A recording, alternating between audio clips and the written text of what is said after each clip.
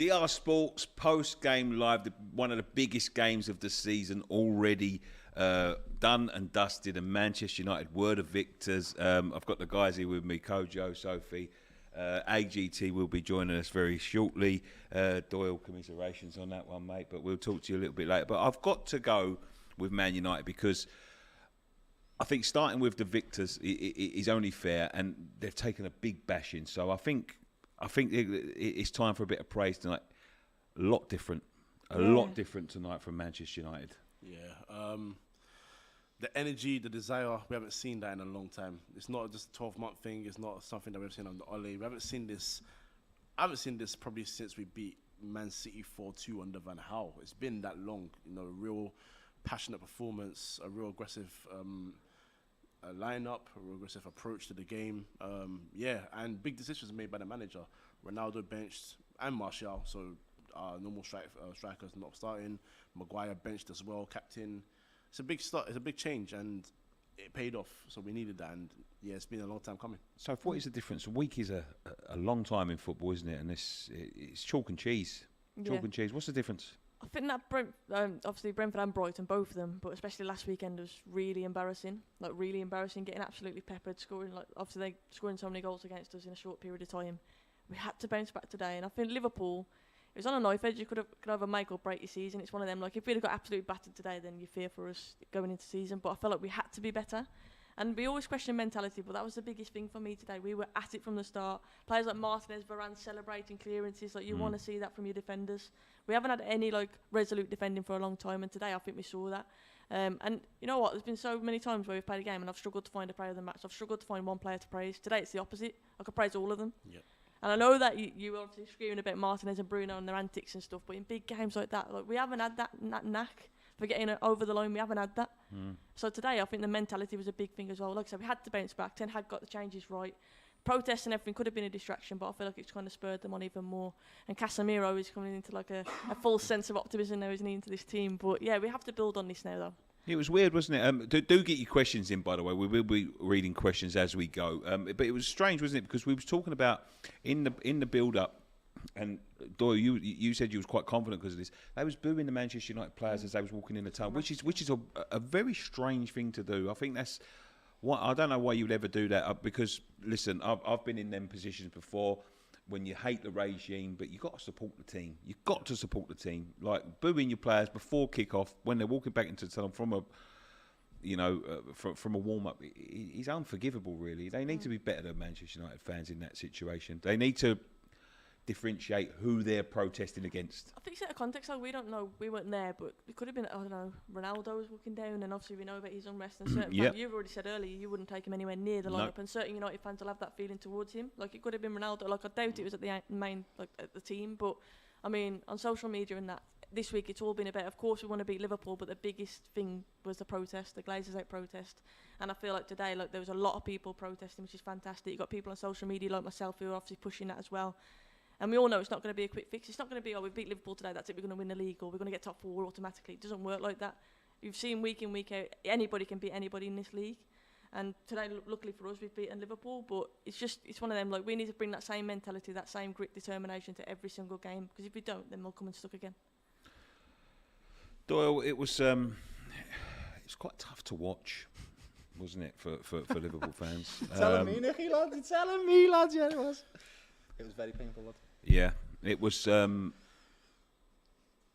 don't know. Injuries have obviously played a big part in Liverpool's poor start to the season. But where does that leave you in terms of where do you stand in the league? Are you still contenders? Do you feel you're contenders now? Do you think there's a lot of work to be done? Do you need to dip into the transfer market? What's going wrong just now? This has been a very, very poor start, the worst that we've had in 6 years.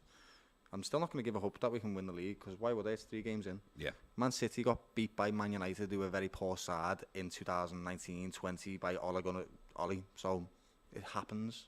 Teams can lose games and they can have bad starts. City are renowned for doing it, and then they come back and win the league. So again, not being the best start, but I'm still hopeful. I'm not going to go into the league already defeated, thinking that we're just going to lose the league, because that's not the way you support your football team. You have hope. As you've just said, everybody went into this game thinking Man United were going to lose it, and they didn't. So why would I go into my season think that we're just going to lose as well? It's not. I'm not going to do that to myself. So it wasn't a great game. They deserved it. They were the better team. Definitely was painful to watch. I'm just not used to it. I'm eating some humble pie right now, Nicky, like I said in the stream. I'm eating some pie. I'm taking my medicine. Here it is. You're just seeing it. Yeah. I'm a connoisseur of humble pie, mate. Yeah, you need to. I bet every sort of pie going. You know what I mean? Yeah. But what does Klopp do? There's obviously an issue there. I mean, we could see the issue from the 15th minute. Midfield. Milner was all over the shop. And it took him to the 67th minute, 72nd minute to pull him off. It just shows a lack of depth. I guess so, and that's why we've been crying out for a midfield player. We have had them injuries at the start of the season, but it's still not an excuse. We have been very poor from game one, from the first minute, and there's no excuses around it. You can't blame injuries on that. We're supposed to have squad players, and that's what these guys are. They come in when our first team is injured or can't play or whatever. They come in and replace them, and these have not played well enough. It's as simple as that. There's no two ways around it. You can't make excuses in any way. So again, what I'm worried about is that Man United, no disrespect to you, that's not the best Man United team I've ever seen in my life.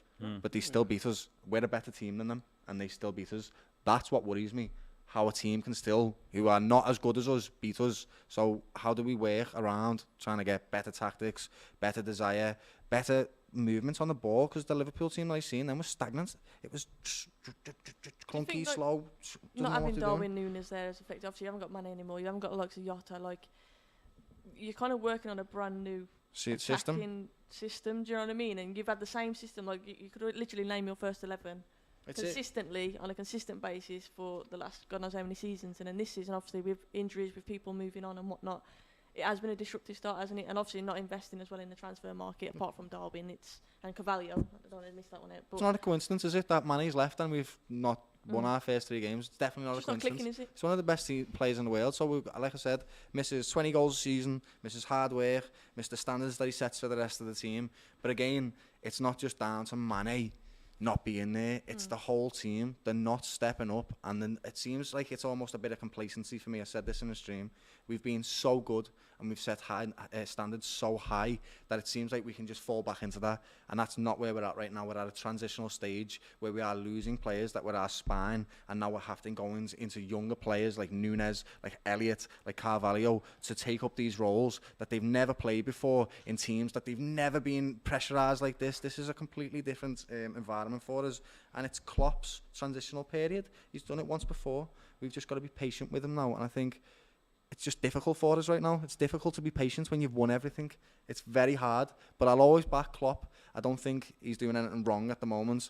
I think he's got squad depth. It's just that we are injured. We have injuries, and that's it. The fact that he never played Fab today was questionable. He's been poor, but Milner was just as poor today. So that's what's worrying. That's the worrying points right there, that they're both playing poor. How do you rectify that? How do you get the confidence back up in them? So I'm hoping that, no disrespect to the Bournemouth, okay? No disrespect to yous. But I'm hoping that we can get a win at Anfield. It's something that we should be winning. So I'm hoping that can give us some confidence going forward, because we're going to need it. Man City are going to be looking at this game, laughing at us like the rest of the country. So it is what it is. I just got a quick question for you here, Dol. Just before I got a question myself, but Klopp just said the main target this season is to qualify for the Champions League. Thoughts? Is that him trying to take pressure off his players? Is it trying to sort of downplay expectations now, or what is that? Mind games, or is he just being honest? Yeah, he's just being honest. What can he say? How many points is he behind City now? 5 or 4? What can he say? You can't say that. We're going for the league after he's just lost a game and he's just drew 2, because then everyone will be calling him deluded.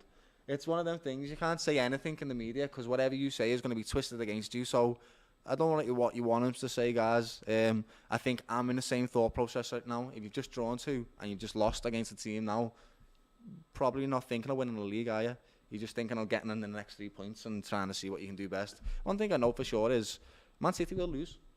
They're not going to win every game in this rest of the season. Yeah. And if you think they are, you're wrong, because no one's ever done it. Okay. Do you think then it's? I mean, the transfer window. It's not about making panic buys, but considering your midfield, you know, Milner's getting on. Yeah. Henderson sort of suffered a dip last season. I don't know how he's going to be this season, of course. Thiago's injury prone. Oxlade-Chamberlain's injury prone. Naby Keita's injury prone. Yeah. So I've heard that you guys are maybe going for Bellingham next season, but how important is it that you add to this midfield this season? And I suppose you're right. We have had examples of when we've bought people just to fill gaps, and it's not it's usually not worked out for us, and we're just not that team to do that, lad. We don't throw money at things. We just don't do that. So if we have to wait a year and prolong and put off our success for a year, that's what Liverpool will do, because we're a business model and a football club that does that. We don't just go out and spend money. That's not what we do, lad. We don't have the resources to do that. We have got a poll up right now on DR Sports. If you'll find it somewhere in the comment section. Where will Liverpool finish? There's still 2 minutes to go for that, so go and vote. 4% say first, second to third, 43%. So people still quite confident that you are going to turn it round. 27% fourth, and 26%, which is surprising. Say fifth. There are a few good teams in form at the moment, but what I want to ask you guys now is, Sofa and Kojo, is all the talk this week has been about Manchester United. It's Manchester United getting beaten badly last week, not having the greatest start, all the problems that are going on in the club. Have you just heaped all that pressure onto these guys? Because it would have been a perfect time to play these, because poor form, you've gone above them now, and now all the talk's going to be about Liverpool rather than Man United. Will that make it easier for next week for you guys to carry this on? We have to use it as a platform to push on. Of course we do. After the start of the season we've had, if you can't celebrate beating a rival and get some confidence from that, then I don't know what, you know what I mean? And like you say, we played well, we deserved to win. It wasn't even like I know you'll say it was offside and whatnot, I'm not going to get into that debate. No, you deserve to win. You deserve to win. We were the better team. We played well, and I think we have to take that now to kick on from there. Ten Hag now, hopefully, he's closer to getting his ideal lineup, like not having Maguire in there. It works today, 100%. I wouldn't say keep pressure on Liverpool, because I think it's 3 games in. Klopp won't panic. Of course, you know that there's injuries. It was 2 games in last week for Manchester United, and all the talk was about you. Yeah, but it's Manchester United, and it just happens constantly. We're signing but every that's player Liverpool. under the sun.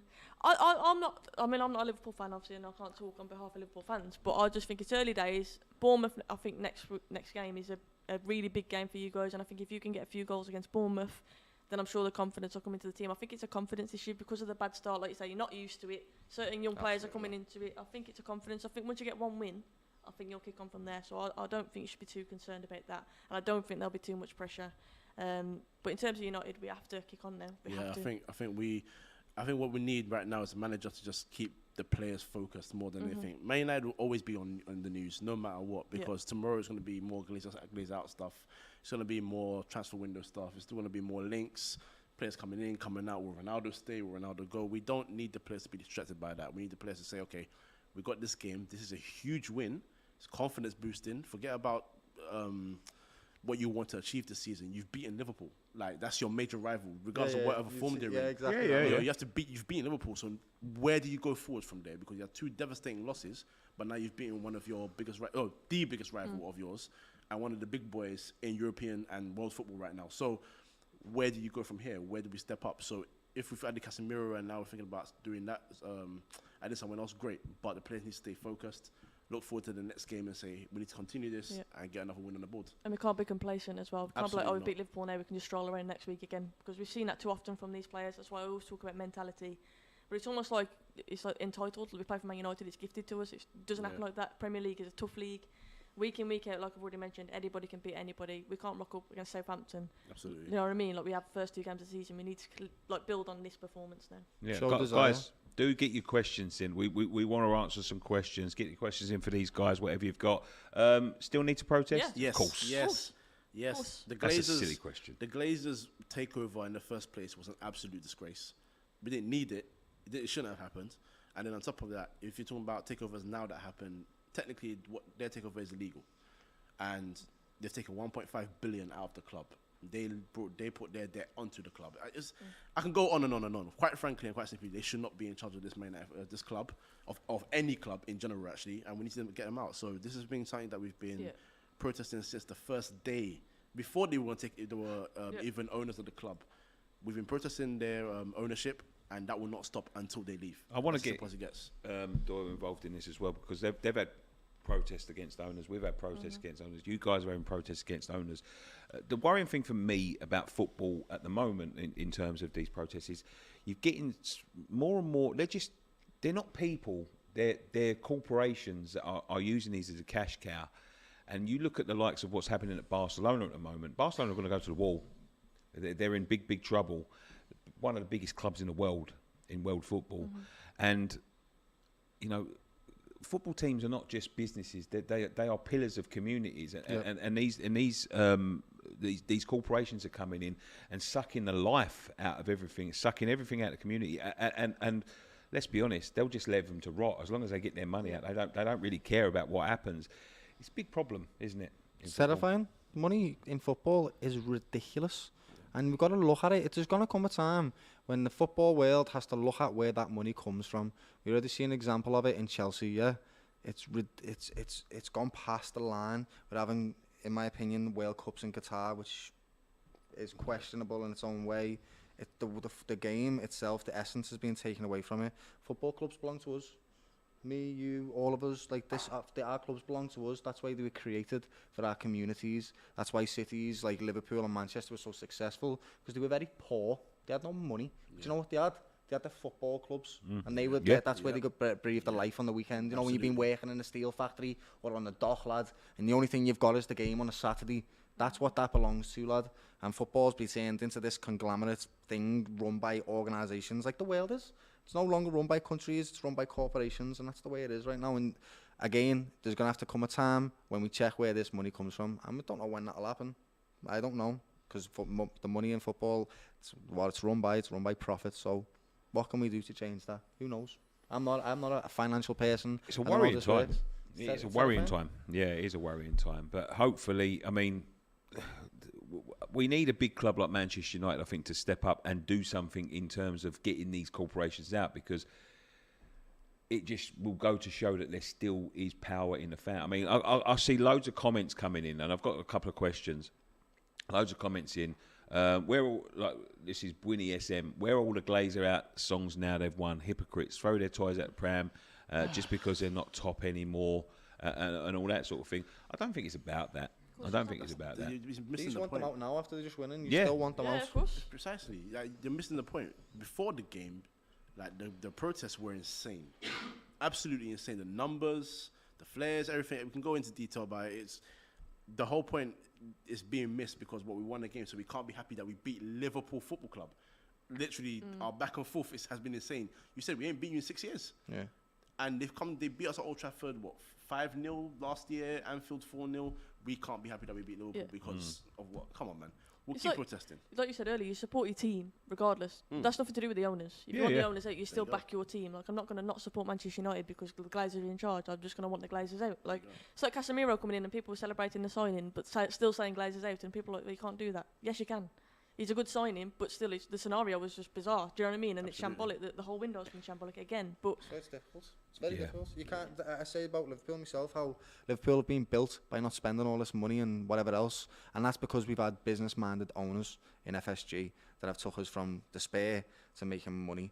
And it is right. You need business minds in this football world with the money that's floating around, but you also need that person to lead who's passionate about the club and not just passionate about making money. And that's what we're talking about right now, isn't it? Is getting that passionate owner who can actually look after the club when business consultants and business people come in and say, this is how we're going to organise the club. They protect us and protect the fans, and that's what we're looking for. Well, I don't know what the solution is. But when you see the likes of Bury going to the wall, obviously the government are not going to interject in that. But will it take a Chelsea, a Manchester United, an Arsenal, a Liverpool to go to the wall before they turn around and go, actually, these clubs are getting run into Barcelona right now. Barcelona right now, Barcelona, one of the biggest clubs. But in I the mean, football world. the thing is, I think with Barcelona, I think they're being aided by the footballing hierarchy because they don't want them to go to the wall. They 100% are. Look, they're being allowed to sign players. They're asking players to take wage cuts, trying to knock players for their wages, and then bullying players into trying to bully players into it's illegal on all sorts of levels. But the hierarchy are still letting them sign players and add more wages onto the wage bill that they can't pay at the moment. Like, when does it come a time when you just turn around and go, right, that is it? That's it. They're brands, isn't it? Brands. Barca are an absolute Brands. brand. You can't let Barca die. You just can't let it The happen. only way it happens is what the Man United fans said they wanted to do. Don't go to the game. Yeah. Nobody goes to the game. Nobody pays money. But then you take away the soul. And the point is, we love our clubs. I'm from Liverpool, yeah. When I grew up, this is the only thing I had was my football club. I grew up with nothing except for this. And this is me passion. And I don't want to say goodbye to me passion. Why would I want to do that? So it's trying to find a way how we can get owners that serve us, because we're the ones that matter when it comes to football, because it's our game. It's what it was created for us. Exactly. And you mentioned earlier, like, football's a business. There's fans who come from all over the world to watch the team play. Like, there's be fans there today. It's probably the first game they've been able to go to for 10 years, or they've never been before. Like, you can't expect people like that to and say they're less of a fan because they're going in. And do you know what I mean? Like, who am I to tell any other fan how to support the team? And that's why with the protests and stuff, we need to be united. And it can't just like instigate every transfer window. Because people think, we're just spoilt. It's nothing about that. Like you said, these protests have gone back in the day, and we just need to keep doing it. Jim Radcliffe, obviously, talk and whatnot, we don't know how true that is, but the fact that's there, that's more pressure, isn't it? And if us fans can add on that as well, then it seems this is the biggest crack that the biggest dent we've put in the Glazers' reign, I'd say, from what I can remember. So we just need to keep that carry it on. Listen, we're going to have to say sadly goodbye to Sophie. She's got a long drive home, but I'm sure it'll be a very happy and jolly one on her way home tonight. And we're going to bring AGT in, and I've got a couple of questions for you guys. Thank you for we're going to run a clip. I'll see you in a second.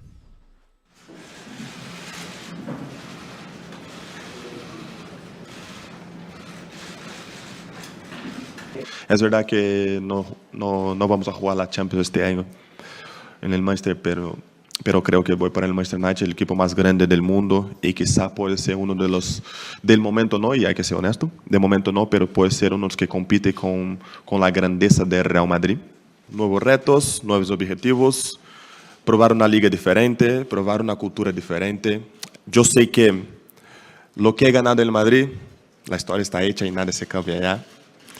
Pero ahora tengo que probar en el Manchester United. Ahí no he ganado nada.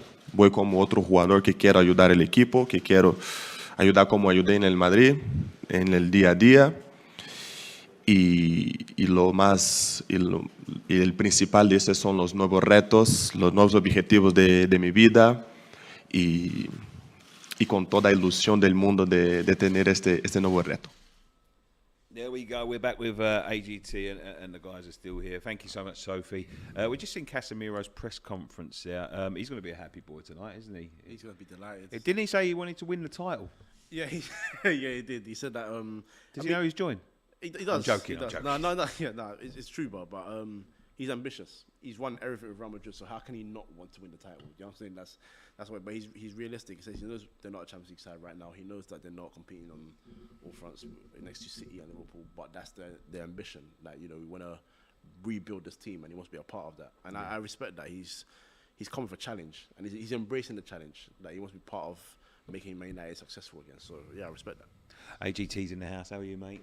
Not great. Right, gutted, I get. Yeah. I'll just see you filming the fan cams out there, mate. There wasn't a smile in the house. Well, there shouldn't be after what we just witnessed there. I mean, across the 3 games, 270 minutes of dross, to be honest. I mean, if you actually go back to the latter end of the season as well, we weren't setting it alight in May. We were getting by and winning games. I mean, we obviously drew to Tottenham, which potentially lost us the league, but it's been a while since I've actually watched the Liverpool team below a team away, like we did to United last season. I mean, we beat them 9-0 on aggregate last year, and today we've conceded 2 goals. I mean, the first one, Liam Gallagher, Virgil was doing his best Liam Gallagher impersonation. It looked like he's about to sing Wonderwall. And the second one, I still think it is offside, but I don't want to highlight those bits as to reasons why we lost the game. We didn't lose the game because of that. We lost because didn't create anything, didn't look up for it, and it's starting to grow and worry me a bit now. I was waiting for you to come in before I ask this question, because I want both of you to answer this one. Lesham sent the question is: do you think Klopp's team picks centre around loyalty over quality? I think there's an argument to say that because of the fact that he's played Milner and Hendo. Last week at Anfield as well, there's a couple of question marks over the starting lineup. Why did Nat Phillips start, etc. And I think we've got to we've got to move on from that now. There is no time for sentimental changes. There's no time for players who shouldn't really be starting in that team. Yes, we all love our squads. You know, I'm a massive fan of Nat Phillips and I'm a massive fan of James Milner. But you play your best 11 every single game to start with. And yes, Fabinho's been off form. I understand him not starting, but to start Hendo and Milner, to me that was a little bit negative considering the form that United are in. We should have been smelling blood from the first minute. Attack, like we did last year. We were 4-0 up inside half an hour last year. But we allowed maybe the occasion. Obviously, they got a big boost before kickoff with Casemiro coming on. Maybe we allowed the occasion to get the better of us, which is rare that I say that, to be honest, because we've been there and done it. We know how to play these games. But for the last 3 games, I just haven't seen the Liverpool that we know. And maybe, sad to say, but maybe we don't see that as much as we did over the last couple of years, considering the players that we've let go and the reluctance to actually go in and buy a new player, which I think, if you look at it in black and white, do we need a new player? Yes. Should we get one this window? Yes, but it's not going to happen. So I've just got to... But why? You've just... Like I mean, if any but game it and should any be our result style. is going to Yeah. kick him up the arse, so I mean, to speak. the defence, I don't think we need anything there. I mean, Calvin Ramsey is our backup right back. It's not ideal to have to play Gomez there if Trent does get injured, but I don't think we need anything in defence. Up front, we've obviously just lost our star man. He could have done something tonight. So I don't think we necessarily... I mean, obviously we lost Mane, but it's impossible to replace him. It's the midfield for me. You look at Curtis Jones injured, Keita injured, the Ox, obviously Thiago, Jota's injured. So we were missing a massive list of big names there tonight. But again, unless something changes in the next 10 days, which I don't think it will, then maybe I do agree with Klopp. We might be fighting for top 4, which again wasn't the target 3 weeks ago, for sure. There's no. We were all sitting around going, "Yeah, Liverpool." We won every game last season, lads. We literally won almost. We got to the end of every single tournament. Literally played every game possible that we could play. Most games that have ever been played. It's never been done. What we did last season was never been done. It's mad. But we can't. Last year we had a totally different team to this. I know, one, so and that's the point. Compare, it's transitional, isn't it? I mean, we've just got to have a game or a period of time where all of our top players play and aren't injured, and then we'll see a different Liverpool. But at the minute, with no Thiago on the pitch, with no Jota even, we just look devoid of creativity in the middle and that finishing touch. Yeah, I think the final third. I've got a couple of a super chat and a question about the same thing, really, and I want to get both of your sides of this. The offside goal. Gold M says, well, it wasn't offside, it was onside, but $2. If Rashford's goal is fine, Lukaku's cup final one is. How was Rashford's goal okay, but Jesus' got overturned? I mean, there's going to be a lot of controversy over this. And we had one actually very, very similar to that at Old Trafford last year. Same player, as a matter of fact, Rashford. We was arguing over it for weeks. Was it onside? Was it offside? It certainly looked offside from where I was. And I'll be honest with you, the VAR camera has not convinced me otherwise. No. With the VAR... It's not consistent, though, lines, they just seem to be able to draw them anywhere. They draw them through shoulders, they draw them through toes, and the next one's on the edge of toes. I mean, you're going to have a very different thought about it, Kojo, but he thought it was offside, though. At first I thought it was offside. When I think when Doyle showed me a picture of an angle, and I was like, okay, this... But I thought, and then I was like, okay, maybe it is onside. It's the difficulty with the angles is when you're looking at it from like a diagonal view, you can never be clear with it. But this is the thing, we need consistently to be able to see the angles and the lines. It's got to be the same. But this is why, for me personally, I don't compare goals, because I understand. The Jesus one, when I saw it, I thought that was onside, for example. You know, I don't compare goals because different referees, different decisions. However, what happens is there is no consistency with any referee, whether they're on the pitch, whether they're on the touchline as a linesman or holding as a fourth official, or in the truck with VAR. There is no consistency. The rules with offsides and handballs and everything keep changing year in, year out. There's never been a consistent line of this is what it's going to be, this is what it means, and that's that. And that's why it keeps adding more confusion. The thing is with using VAR for offsides, right? And this is I think this has always been a problem for me, because I've always found it weird. is when you've got that isometric view, which is what you've always got when you're looking at that. It can look skewed, it can look different. You know, you something that looks like blatantly obvious in one angle. We haven't, or we have, but we're not using it. We've got the technology to have something going along the line, in line with the play. Yeah, I mean, we've got things that can read your mobile phone from space, so there's definitely something that could do that. But they obviously aren't ready to bring it in, or they don't want to bring it in, or it's experimental. Should they stop using VAR for offsides if it's not clear and obvious? Because if you've got to look at it 45 times and the angles are weird, and you're saying it is and you're saying it isn't on the same video, I know you're fans, but I thought it was offside, but someone who supports West Ham will be telling me it is onside. Yeah, you've got to give a consistent decision on it, haven't you? You've got to say you haven't got the angle. If it's that close, give the benefit of the doubt to either the defender or the attacker, and then stick with that. I agree. If you're gonna give the benefit of the doubt, stick with that. Because in Holland they have there's like a small gap where they allow for, you know, what's the word? Like daylight kind of thing. Daylight. Yeah. So if say this is the defender and this is the striker, if it's that much. Then in Holland they just go, we'll give the benefit of the doubt to the attacker. And I think, going on what Nicky said there, should we use VAR for offsides if we have to spend 3 minutes looking at it every single angle? No, because it doesn't work. It doesn't work. Because all it leaves is two fans that are like, is it off? Is it not? We shouldn't be on this show debating it now. We shouldn't be. So you either give that daylight allowance, or you just say, right, VAR's for red cards now, and that's it. I don't think it's. I think there are certain aspects where it can be used, but as Coach said, it's the inconsistency of it. You're talking about millimetres in an offside decision, which they're looking for a minute, and then they can't see a guy pulling someone down by the hair. I don't understand it. I don't understand what is going on and what they're looking at. Week in, week out, why we shouldn't trust it. Show us 3 weeks in a row where we go, do you know what? VR was brilliant. Lads, last season, City handballed it against Everton, and it was a blatant handball. There's got to be questions asked about this referee and whether or not it's biased or not, because it's too questionable. You cannot get it that wrong. It's impossible to get it that wrong. If someone grabs someone by the hair and pulls him to the floor, there is no other way to see that. It is a foul.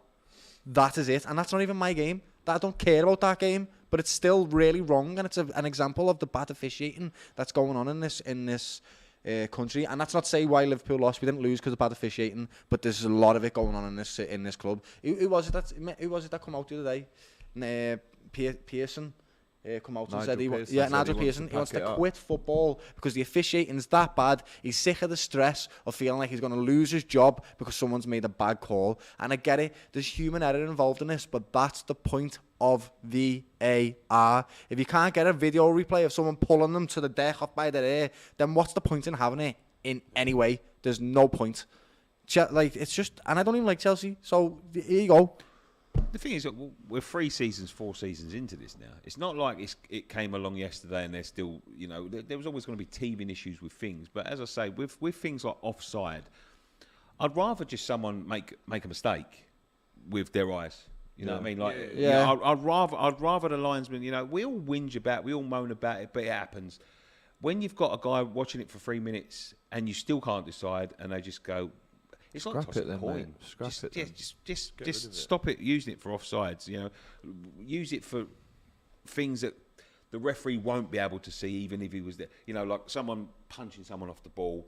You know, when the linesman or pulling them by the ear and pulling them by the ear. So that you know, it can be difficult for linesmen and referees to see because of angles. At the end of the day, when you've got offsides that are, you know, we see one with Mane a couple of seasons, which was literally a toenail offside. Yeah. No human eye would be able to see that. As well as, do you know what else? Another good point about giving attackers the benefit of the doubt with this is games will be more entertaining because there are more goals in them instead of goals being disallowed for a hair. You know, it's about making the game entertaining. So there you go. There's a way of doing it. Give the fans some goals. They used to have that. I don't know why they changed it.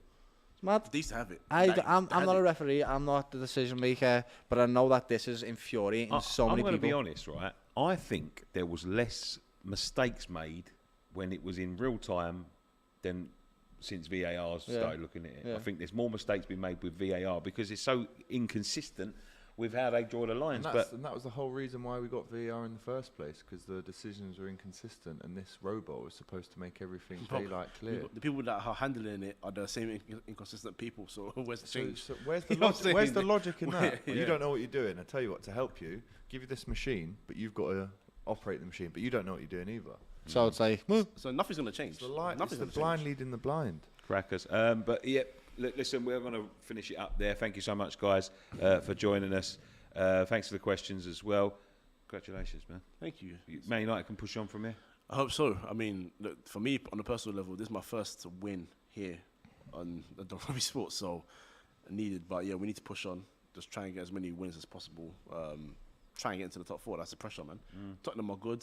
They're looking good. Arsenal are looking really good right now. Chelsea are in a bit of a rut. Obviously, these two, being City and Liverpool, will probably just get top two because that's what they do. So the pressure is us to get third or fourth, and we need to get that. So, yeah, man. Good win. Kojo's back to you. Still backing your boys? no, absolutely, lads. I'm a Liverpool supporter from Liverpool. I will back this team till the day I die, and that's the way it is. Sorry if you just don't like it. Think it's arrogance. Think what you want. I love my team. I hope you love your team just as much as I love mine. Excellent.